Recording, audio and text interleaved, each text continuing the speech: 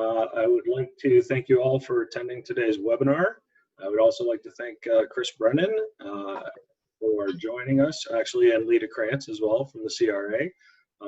Chris will be doing a presentation for us about postdoctoral fellowships and income tax for postdocs. And Chris has been with the CRA for about 1.5 years, but he's been doing accounting work as a CPA since 2006. So he's got a lot of experience on the accounting side of things, and is one of the folks that is responsible for providing responses to people who have questions about these kinds of things. So I think this is going to be a really great webinar, and I'm glad you could all join us. Take it away, Chris. Thanks, Joe. Good afternoon, everyone. As Joe mentioned, my name is Chris Brennan, and I'm a Senior Rulings Officer within the Income Tax Rulings Directorate of the Canada Revenue Agency. The main purpose of today's presentation is to provide you with a general overview of Canada's tax system and to explain the different types of income a postdoctoral fellow may receive, along with the income tax implications of earning that income.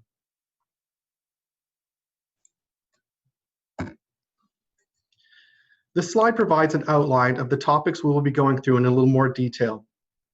I'll provide some information on the Canada Revenue Agency's Income Tax Rulings Directorate, describe what technical interpretations and advanced income tax rulings are, provide an overview of Canada's tax system. I will discuss the term postdoctoral fellow and the types of income you might earn as a postdoctoral fellow and the income tax implications. I'll present some of the Canada Revenue Agency technical interpretations that have been published on postdoctoral fellows. All that followed by a question and answer period. I'd also like to mention that I've included a number of resource slides that contain links to the Canada Revenue Agency's websites, publications, and forms that are mentioned in the course of this presentation. I'd also like to mention that throughout the course of this presentation, I may refer to the Canada Revenue Agency as the CRA. The Income Tax Rulings Directorate is the Canada Revenue Agency's authority for the interpretation of the Income Tax Act, the income tax regulations, and all related statutes. The Directorate provides income tax technical interpretations, otherwise referred to as technical interpretations, and advanced income tax rulings, otherwise referred to as rulings. In addition, the Directorate publishes income tax folios for public use. Income tax folios are a series of technical publications that reflect the CRA's interpretation of federal income tax provisions as they relate to various topics. I've included a link to the main page of the Income Tax Folio webpage on this slide, and you will see there's a link to a number of CRA's income tax folios that contain information that may be helpful to you on the resource slides. So what's a technical interpretation? A technical interpretation is a written statement that is generic in nature that provides the CRA's interpretations of the Canadian income tax provisions.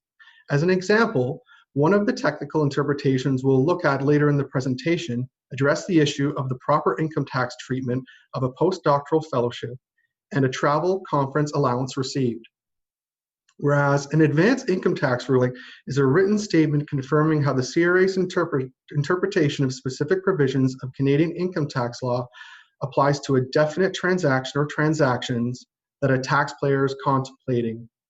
This is quite different from a technical interpretation since a ruling only applies to the specific proposed transaction or transactions. I provided a link to the CRA's Information Circular IC 70-6R8 Advanced Income Tax Rulings and Technical Interpretations, which provides more details on the CRA's Income Tax Rulings Directorate, Technical Interpretations, and Advanced Income Tax Rulings.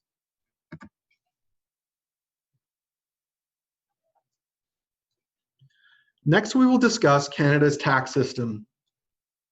Canada's tax system is similar to that of many countries. Employers and other payers usually deduct taxes from the income they may pay you, and people with business or rental income normally pay their taxes by installments. In addition, corporations have to file a corporate tax return each year and may need to pay their taxes by installments. We won't be covering corporations in this presentation. Canada's tax system is based on the self-assessment principle, which means that each year, You determine your tax obligation by completing an income tax and benefit return and filing it with the Canada Revenue Agency. I should mention that a tax year for an individual runs from January 1st to December 31st. Different types of income are treated differently for tax purposes. For example, there are deductions one can claim against their self-employment or business income that are not available to deduct against employment income. Another example is the treatment of capital gains. You may have a capital gain or loss when you dispose of a property, such as when you sell real estate or shares. Generally, if the total of your capital gains for the year is more than the total of your capital losses, you only have to report 50% of the difference as income. In addition, if you sell your principal residence, you may be able to claim the principal residence exemption. Also, different types of investment income can result in different tax credits that may be available to you, such as the dividend tax credit for certain dividend income. You'll see from this presentation that postdoctoral fellows can earn different types of income, which can result in different tax treatments, such as the availability of deductions one can claim based on the income they earn. Each year, the Canada Revenue Agency promotes compliance and taxpayer education through review and audit programs. We review deductions and credits claimed on an individual's income tax return to ensure that all income amounts have been reported and have been reported correctly. You're required to keep all receipts and documents used to support your tax return for at least 6 years after you file your return. If the CRA chooses to review your return, you will need to submit your receipts and documents to support the claims for deductions and tax credits you have made on your tax return. If you have a business, you are required to keep records of all your transactions to be able to support your income and expense claims. I've included a link in the presentation that will navigate you to the CRA's webpage on books and records, which will provide you with more information on maintaining books and records. You may be entitled to receive certain benefits and credits, such as the Canada Child Benefit and the Goods and Services Harmonized Sales Tax, otherwise known as the GST-HST credit. You can apply right away to receive these benefits and credits. Even if you lived in Canada for only part of the year, you may still have to file a tax return. For example, you have to file a tax return if you have to pay tax, if you want to claim a refund, or if you want to get benefit and credit payments. Even if you did not receive income in the year, you have to file a tax return so that CRA can determine if you're eligible for the GST-HST credit, or if you or your spouse want to begin or continue receiving the Canada Child Benefit and the payments and benefits from related provincial or territorial programs. Generally, your tax return has to be filed and any tax amount must be paid on or before April 30th each year to avoid penalties and interest. So for example, your tax return and the taxes owing for your 2018 tax year will be due by April 30th, 2019. If you or your spouse or common law partner carried on a business in the tax year, generally your tax return has to be filed on or before June 15th. However, if you have a balance owing, you still have to pay that balance owing on or before April 30th. If the dates mentioned above do not fall on a business day, then the due date will be the first business day after that date. For example, June 15th, 2019 falls on a Saturday. Therefore, tax returns would be due on June 15th, 2019, will be due on June 17th, 2019. I've included the link to the CRA's website for newcomers to Canada on the resource slides. This website provides more detailed information on the topics I've presented in this slide and the links to other resources to assist you in filing a tax return and obtaining the benefits and credits you are entitled to. Another useful resource is the Income Tax and Benefit Guide. This is the CRA's guide to assist individual taxpayers in preparing their income tax and benefit return. I've also included a link to this guide on the resource slide.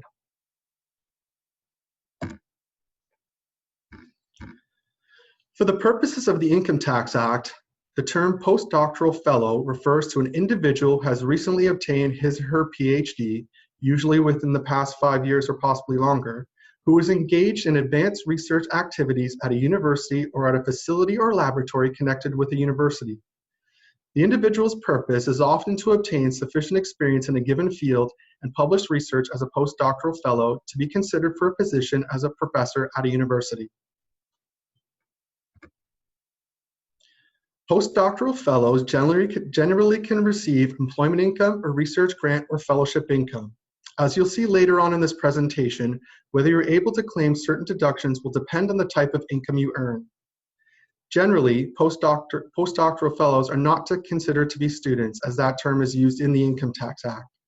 For income tax purposes, postdoctoral fellows are viewed and treated like other taxpayers who are required to undertake a period of paid training after the completion of their studies prior to pursuing an independent professional career, similar to apprentices and articling students. As with the compensation received by these professionals, the compensation received by a postdoctoral fellow is generally taxable.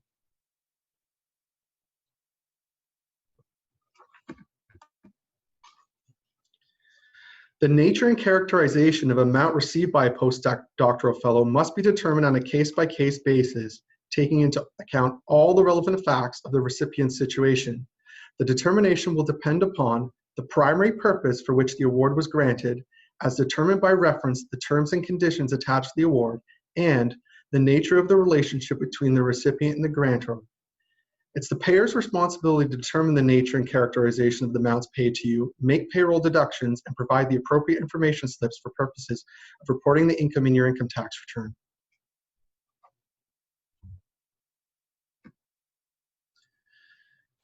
An amount paid or benefit given to a person to facilitate the advancement of a recipient's education may be considered employment income, where the particular facts and circumstance indicate the an employment relationship exists between the recipient and the payer. In these cases, the postdoctoral fellow may undertake training, studies, and research of a type that is ordinarily expected of them under the terms of their employment. Normally, when an employer-employee relationship exists, the employer expects work to be done, dictates how and when the work should be done, and remuneration is provided for those services. Employment income is reported on a T4 slip by the payer, with a copy provided to the employee so they can report this income on their tax return. It's our understanding that CPPEI rulings covered this subject of the employer-employee relationship in their presentation to your membership on January 31st. We'll not be covering this subject in detail, but I've included a link to the CPPEI rulings webpage on postdoctoral fellows, which includes more information on the employer-employee relationship and how to request a CPPEI ruling. When the particular facts and circumstances indicate that an employment relationship does not exist between the recipient and payer, the amount received may be considered a research grant or fellowship income. We'll now move on to research grants. When the primary purpose of an amount received for a postdoctoral fellow is to enable them to carry on research or any similar work, the amount may be considered to be a research grant. One of the advantages from a tax perspective in the amount being considered a research grant is that you can deduct expenses necessary to carry out that research project. We'll discuss this further in a few slides. Research should be carried out for its own sake, for example, to further knowledge in a particular field by discovering new facts or by reinterpreting existing knowledge. Where the recipient's education and training is also furthered by this research, that particular benefit may not change the primary purpose of the grant, provided the benefit of education and training is considered to be the secondary purpose of the grant. Even though you may be able to deduct allowable research expenses from your research grant income, the full amount paid should still be reported on a T4A slip by the payer.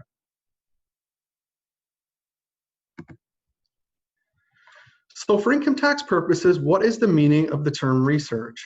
Well, for purposes of the research grant income, the research undertaking should involve a critical or scientific inquiry aimed at the discovery of new facts or the development of new interpretations or applications. The courts have stated that the words research or any similar work for research grant income may be defined as a set of scientific, literary, and artistic works and activities having as its purpose the discovery and development of knowledge. It does not include research carried out for the sake of acquiring their experience or skill of conducting research, as may be the case with research carried out by an undergraduate student. In order for a payment to be considered a research grant, the terms of the payment must establish that the primary purpose is to enable the recipient to carry out research. The payer of the grant makes this determination whether the amount is a research grant. In some cases, they will ask for reviews and to assist them in making this determination. Research grants only need to be included in income to the extent that the grants exceed allowable expenses incurred by the taxpayer in the year for the purpose of carrying on the research work. The research expenses allowable may not exceed the total research grants taxable in the year. So in other words, research expenses can reduce to nil the research grants to be included in income, but they cannot be applied to reduce other types of income such as scholarships, employment income, or business income. Expenses you can deduct must have been necessary to carry out the research project. These expenses could include the following: travel expenses, including all amounts for meals and lodgings while away from home in the course of your research. Home would be, in this case, home would be considered the place where you ordinarily reside while you're in the course of your research work. So for example, if you move from another country to Canada to carry out your research, the place where you would ordinarily reside while conducting your research would be your residence in Canada. If you were to travel away from this residence in the course of your research, then there may be travel expenses you could deduct from your research grant. In addition, research expenditures could include fees paid to assistants, the cost of equipment, and laboratory fees and charges.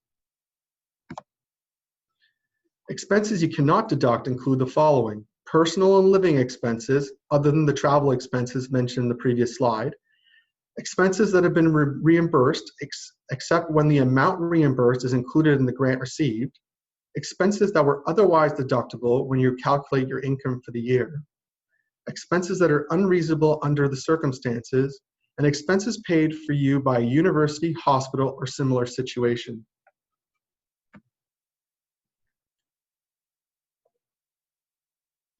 We'll now move on to fellowships.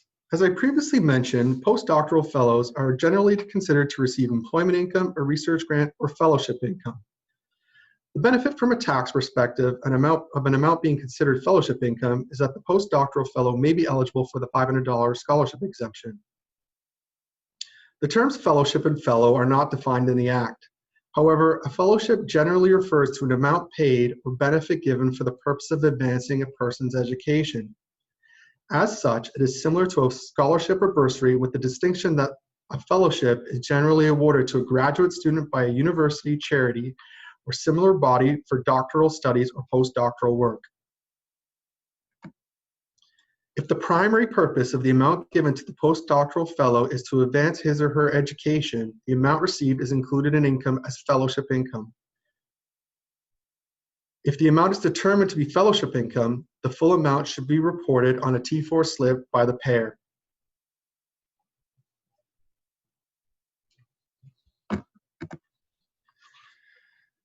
One of the tax advantages of an individual receiving fellowship income is that in some circumstances, the individual may be eligible to claim a scholarship exemption to reduce the amount of fellowship income included in their taxable income.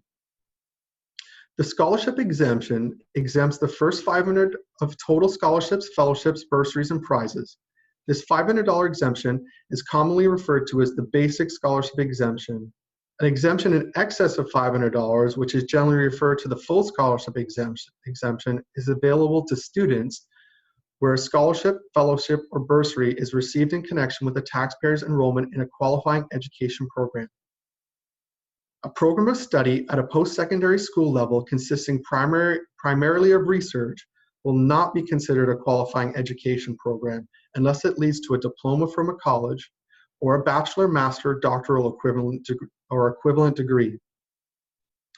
Therefore, an individual undertaking a postdoctoral fellowship is generally not considered to be enrolled in a qualifying education program, and as such is not eligible for the full scholarship exemption.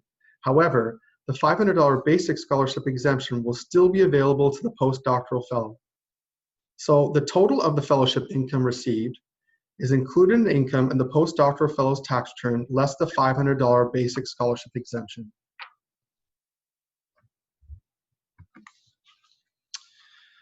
There may be a situation where you need to move to earn your income. So can a postdoctoral fellow claim moving expenses?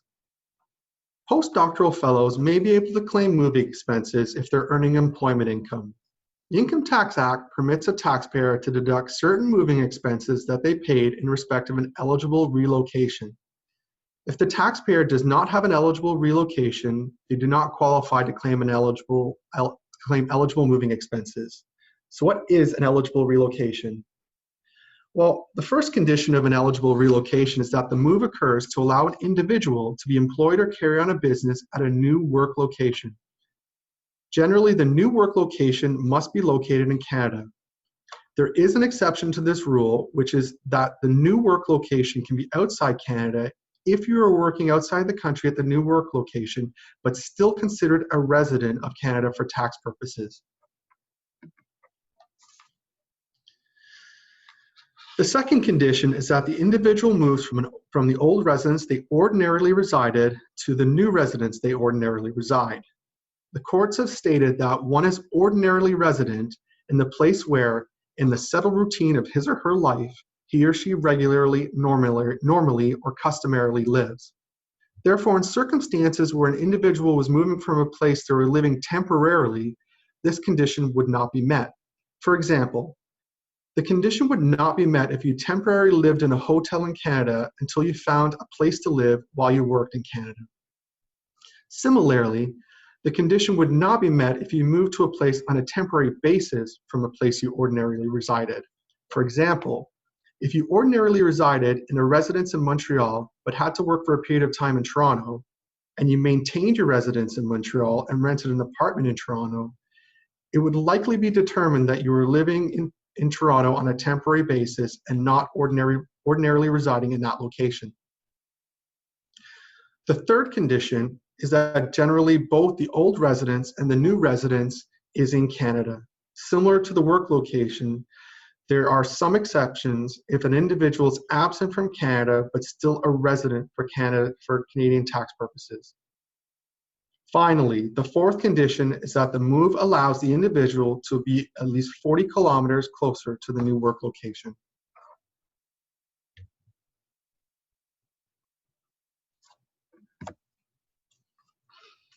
We've discussed the conditions of an eligible relocation in the context of employees and individuals carrying on a business. Similar conditions of an eligible relocation apply to students moving to be in full-time attendance enrolled in a post-secondary level program at the location of a university, college, or other educational institution. A postdoctoral fellow would not likely satisfy the conditions of an eligible relocation for a student because the CRA does not generally consider a postdoctoral fellow to be a student in full-time attendance enrolled in a program at a post-secondary level. Therefore, generally the only circumstance where a postdoctoral fellow may be able to claim moving expenses is if they are earning employment income. A postdoctoral fellow who receives fellowship income or a research grant will generally not be entitled to claim a moving expense deduction since they will not likely have an eligible relocation.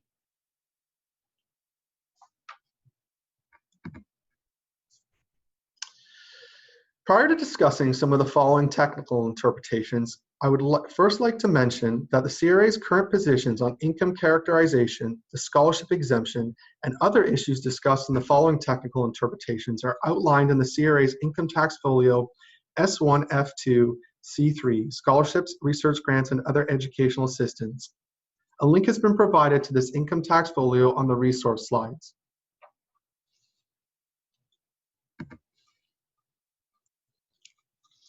Some of the earlier technical interpretations the CRA issued on the subject of postdoctoral fellows address the issue of how certain amounts received by postdoctoral fellows will be characterized in terms of the type of income, and if postdoctoral fellows will be able to claim the scholarship exemption.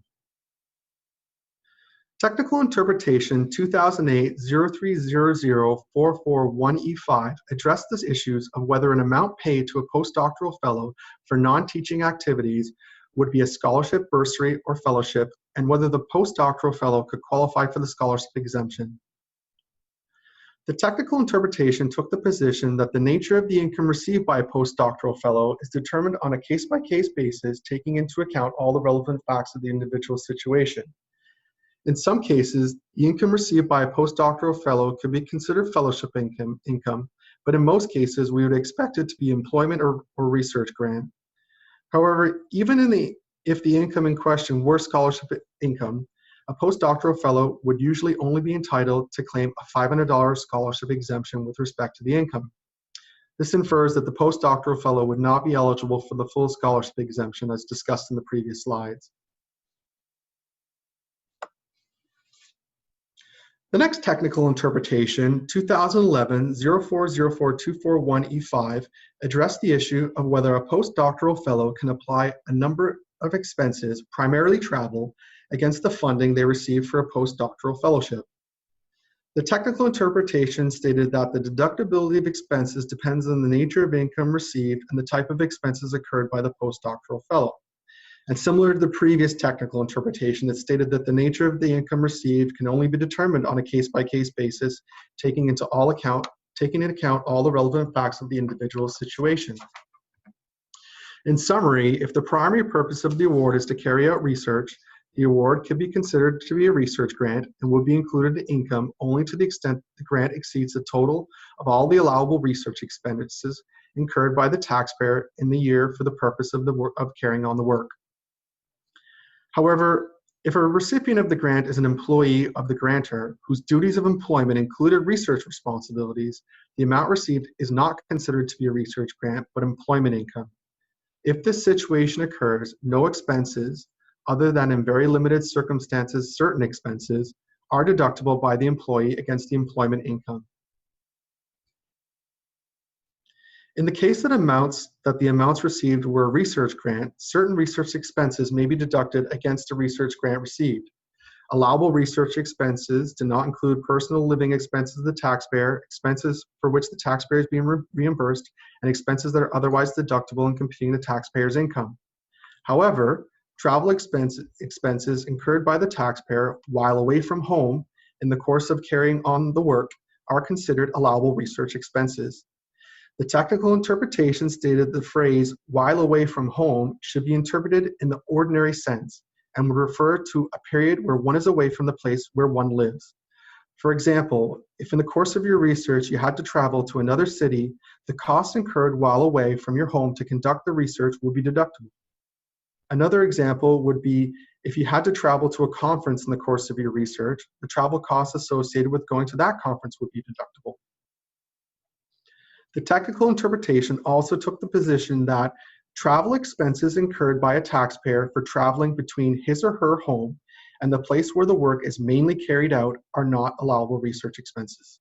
Therefore, if you commute to work from your residence to the office or the place where you mainly carried out your research, the commuting expense would not be deductible.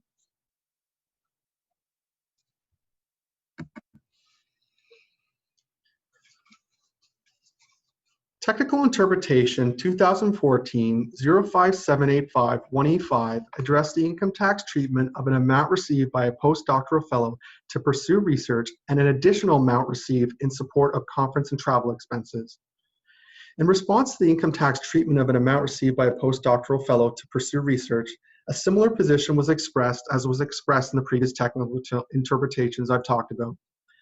That position is that the amounts received by a postdoctoral fellow are generally considered employment income, a research grant, or fellowship income, and the determination of the character of the income will depend on the primary purpose the amount was granted. The primary purpose should be outlined in the terms and conditions attached to the amount received and will be dependent on the nature of the relationship between the recipient and the grantor.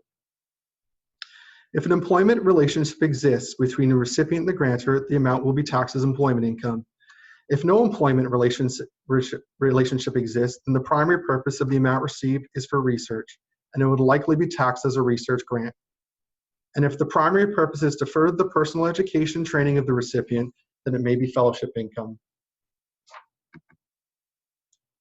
In regards to the conference and travel allowance, the particular facts of this case were that the allowance could only be used for direct costs involved in conducting research and in participating in related conferences, and the amounts were only paid after proper forms and original receipts were submitted.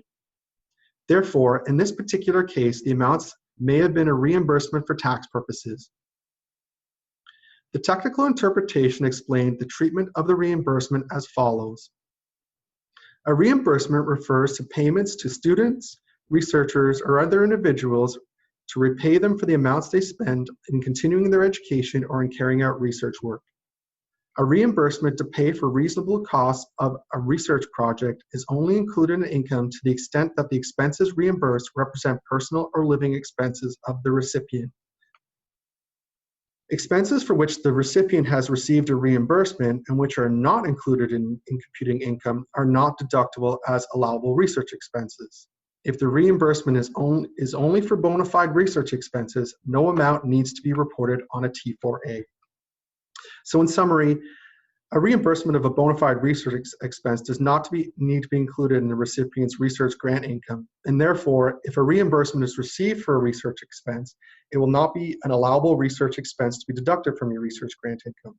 I'd like to add, however, that if the reimbursement of the research expense is included in the research grant income, then the fact that the research expense was reimbursed will not preclude it from being an allowable research expense. So soon we're going to be going into the question and answer period, but before we get to that, I'd like to show you the resource slides that I prepared. They're divided into four main categories. There's Canada Revenue Agency web pages, income tax folios, guides and pamphlets, and forms and packages. I'd like to take a few moments to introduce you to the CRA's homepage and some navigation tips. During the question and answer period, if there are any other websites you would like me to navigate through, please feel free to make that request. So bear with me. I'm going to share my web browser.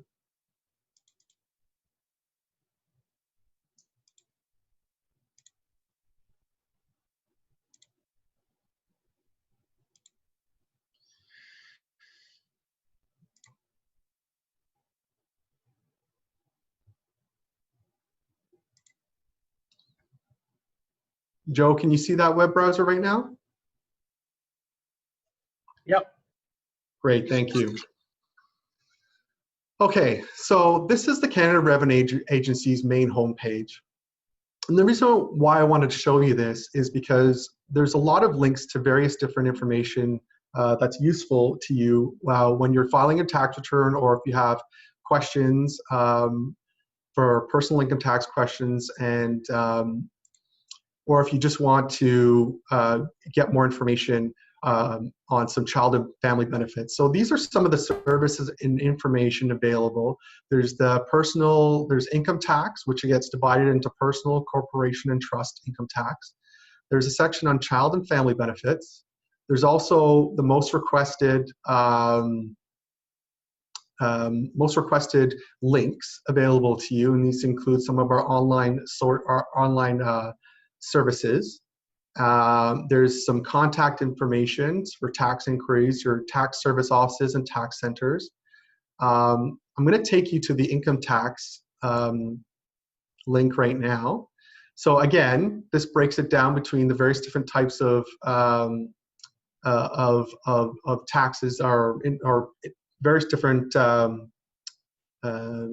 entities that would pay tax. So personal income tax for individuals.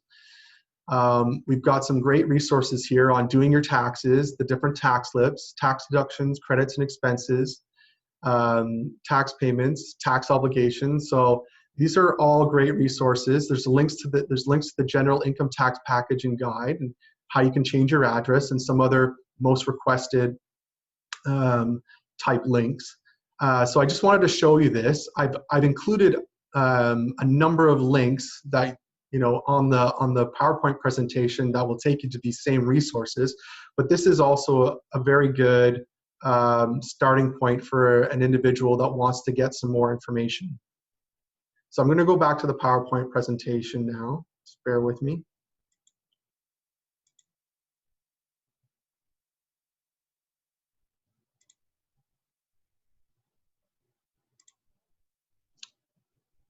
Okay, let me know if we're not back. If we are, then I'll just keep on going. Yep, you're back, Chris. Great, thank you. Okay, so again, these are the resources. So I've included a number of resources. These are a number of the web pages that will be important to you, or it could be important to you. So as I mentioned, I've mentioned the Newcomers to Canada. There's the links in there. Some of the other ones I haven't talked about yet, but I'll be talking about in a little bit.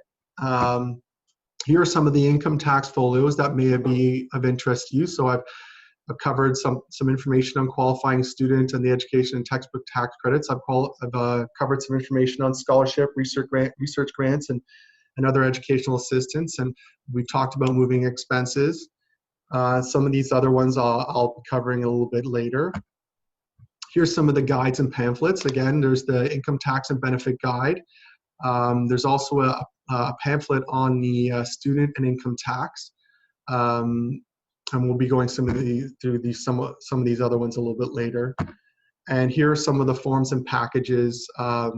Again, the income tax package for 2018, which will be the actual tax return and some of the schedules that you'd have to fill out. And there's also one for non-residents there, which we'll go through in a bit as well. I've also included a few contacts here for you. The first contact is the individual tax inquiry's main phone number. And this is your first point of contact when you have a question regarding personal tax, income tax issues for the CRA. If they can't answer your question, they may direct you to contact the Income Tax Rulings Directorate. And I've included the Income Tax Rulings Directorate's mailing address and email address for that purpose. So prior to answering questions from the audience, we were provided with some questions from your membership ahead of time to address as part of the question and answer period. So I'll go through our prepared answers to those questions now, which may provide you with some additional time to come up with some of your own questions, if you haven't already.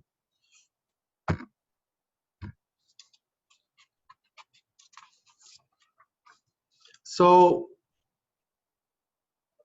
the first question I'll respond to is it possible for a postdoctoral fellow who is not classified as an employee to file taxes as a self-employed individual? And if so, what criteria must be met for a postdoctoral fellow to be considered self-employed?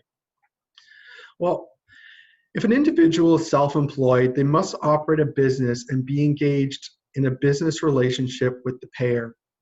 As noted in the CRA's guide T4002, Self-Employed Business, Professional Commission, Farming and Fishing Income, a business is an activity that an individual intends to carry on for a profit, and there's evidence to support that intention. To determine if a business exists, the CRA looks to whether the activity is carried out with the intention of earning business income in a commercial way. Some of these factors that could help determine whether a postdoctoral fellow is carrying on a business are the intent of the parties involved, whether the postdoctoral fellow has defined duties, whether the postdoctoral fellow is able to perform services for other clients while working for the payer, and if so, whether they advertise and actively market these services, whether the postdoctoral fellow has a risk of loss, whether the postdoctoral fellow can subcontract the work or hire assistants, and if so, whether the payer has any say in who the subcontracted or hired person is, and whether the postdoctoral fellow has an opportunity for profit. It's a question of fact on whether a postdoctoral fellow is carrying on a business, but when a postdoctoral fellow does not have an employer-employee relationship with the payer, the CRA generally considers the postdoctoral fellow to be receiving a research grant or fellowship income. As discussed in the previous slides, postdoctoral fellows receiving research grants can deduct allowable research expenses from the research grant income, and postdoctoral fellows receiving fellowship income report the total amounts received less the $500 basic scholarship exemption. Next question asks whether postdoctoral fellows are eligible to claim home office expenses, and if so, what criteria must be met for the postdoctoral fellow to be able to claim these kind of expenses? So whether you can deduct costs relating to the use of a workspace in the home will depend on, among other factors, on the type of income you earn. If you're earning employment income, you can only deduct workspace in the home expenses if you meet certain specific conditions under the Income Tax Act. These requirements can generally be summarized as follows. First and foremost, the workspace in the home must meet either of the following conditions. The workspace is where you principally perform the duties of your employment. You generally consider the term principally to mean more than 50% of the time, or you use the workspace only to earn your employment income. You also have to use it on a regular and continuous basis for meeting clients, customers, or other people in the course of your employment duties. The expenses must be paid by you in the year or paid on behalf of you and included in your income in the year. You must be required by your contract of employment to supply and pay the expenses, and the expenses must be consumed directly in the performance of the duties of employment. You cannot have been reimbursed or be entitled to be reimbursed for the expenses, and the cost must be reasonable. Also, you must have obtained a completed and signed Form T-2200 Declaration of Conditions of Employment from your employer. And I've included a link to the T-2200 Declaration of Conditions of Employment in the resource slides. The types of workspace in the home expenses that can be deducted by salaried employees include the reasonable proportion of operating costs, such as heating and electricity, light bulbs, general housing, household cleaning supplies, and the cost of supplies consumed for maintenance or minor repairs. Expenses such as mortgage interest, property taxes, property insurance, and capital cost allowance are not deductible as a workspace in the home expense by a salaried employee.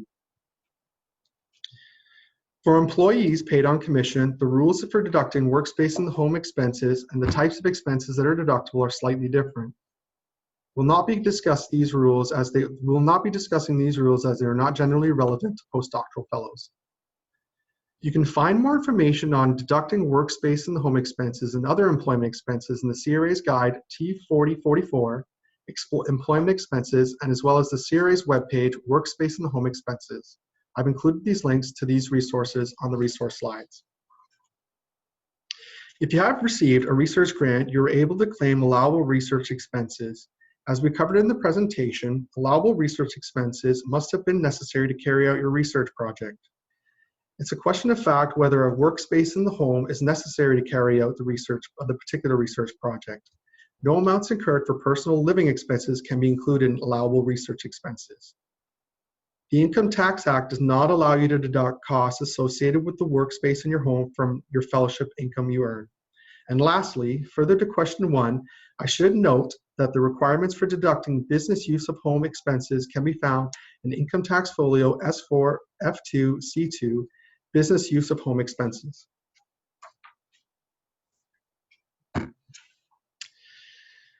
The next question is asking us to provide guidance with respect to Canadian income tax filing requirements for Canadian postdoctoral fellows working outside the country. I'm going to provide some general guidance with regards to the Canadian income tax filing requirements for Canadian postdoctoral fellows working outside of Canada. Specific questions relating to your particular situation would need to take into consideration the treaties that Canada has with other countries. While I'm not prepared to answer these questions at the moment, if you have specific questions regarding your particular situation, please feel free to write to the Income Tax Rulings Directorate to receive a response to your questions. In addition, if you want the Canada Revenue Agency's opinion on your residency status, you can complete either Form NR73, Determination of Residency Status, or NR74, Determination of Residency Status, whichever applies to you, and send it to your tax center. Under Canada's tax system, your income tax obligations to Canada are based, amongst other considerations, on your residency status. You need to know your residency status before you can know what your tax responsibilities and filing requirements to Canada are. An individual's residency status is determined on a case-by-case basis, and the individual's whole situation and all the relevant facts must be considered.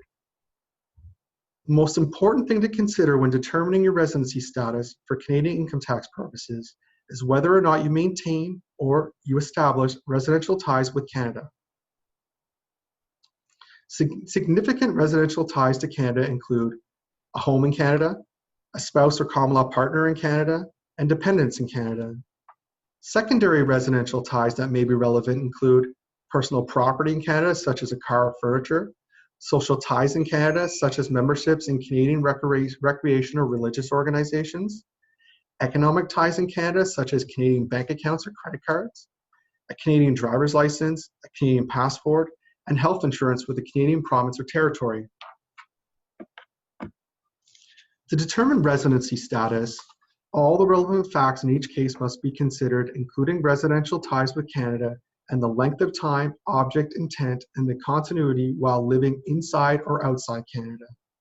I've included a link in the CRA's webpage to the CRA's webpage called Determining Your Residency Status on the resource slides, which has more information to assist you.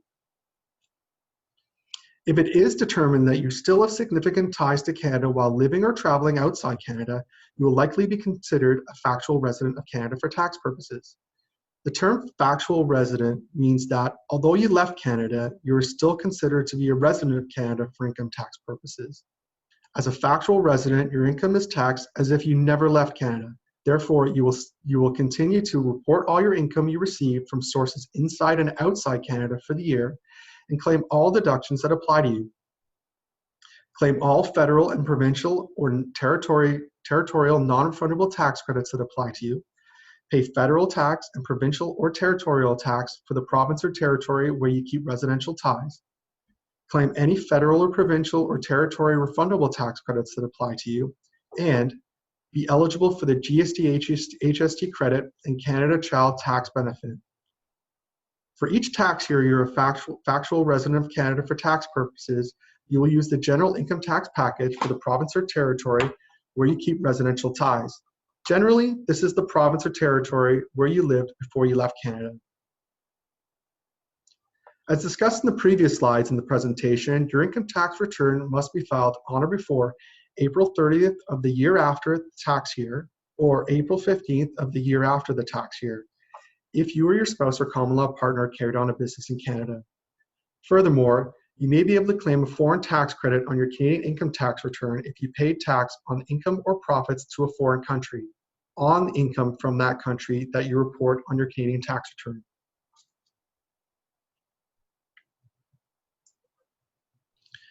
If it is determined that you're a non-resident of Canada, you pay tax only on the income received from sources in Canada. The type of income you pay and the requirement to file an income tax return depend on the type of Canadian income you receive. Furthermore, the type of Canadian income you receive during the tax year determines which guide or forms book you should use to complete your tax return. The CRA's publication, 5013G, Guide for Non-Residents and Deemed Residents of Canada, contains information to assist you in determining whether you may be a non-resident or deemed non-resident of Canada for tax purposes while living or working abroad. I've included a link to this guide in the resource slides. Guide 5013G also provides information on whether you will be required to file a Canadian tax return while abroad, which tax package you should use, tax filing deadlines, where to file your return, information on whether you may continue to be eligible for certain benefits such as the GST-HST credit and the Canada Child Benefit, and much more. Of note, Canada 5013G states that as a non-resident of Canada, you should report your income from Canadian sources such as the taxable part of scholarships, fellowships, bursaries, and net research grants. Other CRA publications and websites that may be of interest to you are Income Tax Folio S5F1C1, determining an individual's resident status, Leaving Canada for Immigrants, and Non-Residents of Canada. I've included links to the above resources in the resource slides. So the last question I'll answer as part of the prepared answers and responses, prepared responses, is it possible for a postdoctoral fellow who is not classified as employee to claim request employee-style RSP contribution limit increases for each year of training? Your RSP limit is the maximum amount of new RSP deduction room that you can create for a year. Your RSP limit for 2018 is calculated by multiplying your earned income from the previous year up to 18% by 18% up to a maximum of $26,230. Income earned is calculated by adding your employment earnings, self-employment earnings, and other types of income, including your research grants, net of allowable research expenses, then subtracting specific employment expenses and business or rental losses. If income received by a postdoctoral fellow is considered to be scholarship income, the income does not qualify as earned income. I've included a link to the CRA's guide T4040 RSPs and other registered plans for retirement on the resource slides that can provide you with more information on the topic of RSPs and other registered plans. Thank you all again for attending, and I think this was a really informative webinar, and I want to thank Chris Brennan for his time and his expertise. I'd also like to thank Lita Krantz for her work on the back end getting all this set up as well. The CRA was very kind and very helpful to us today, so we appreciate it a lot.